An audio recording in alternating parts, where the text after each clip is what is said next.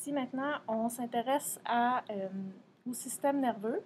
Donc, ce qu'il faut faire, c'est aller c'est aller enlever la structure osseuse au-dessus de la tête pour accéder au cerveau. Puis pour faire ça, ben, ce qu'on va faire, c'est d'ouvrir à partir des narines jusqu'au début de l'opercule pour ensuite aller enlever l'os qui se trouve là, puis dégager le cerveau. Donc, c'est ce que je vais essayer de faire dans les prochaines minutes.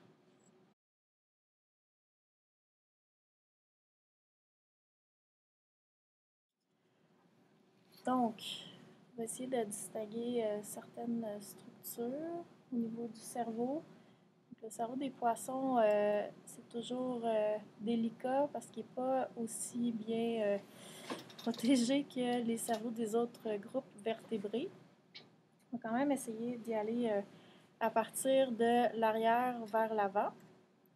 Donc, on va voir plus dans la partie postérieure, en fait, la moelle épinière. Ensuite, on va avoir la moelle allongée. Je ne sais pas si on est capable de distinguer, ça fait comme petite dépression ici.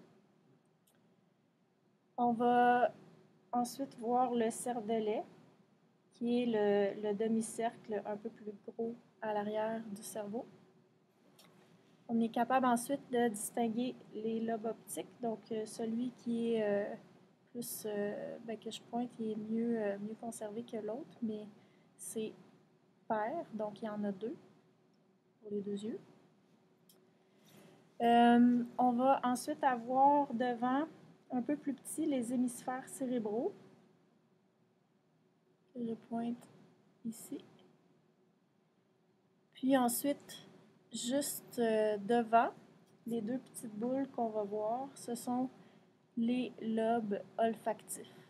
Donc, c'est placé juste devant les hémisphères cérébraux, puis ça se trouve être un petit peu plus vers le haut du corps, donc on les voit un petit peu mieux que les hémisphères cérébraux qui sont entre les lobes optiques et les lobes olfactifs. Puis dans la partie devant, là, je ne réussirai pas à l'enlever délicatement, mais les pédoncules olfactifs se trouveraient encore plus antérieurs aux deux lobes olfactifs. Donc voilà pour le cerveau du poisson.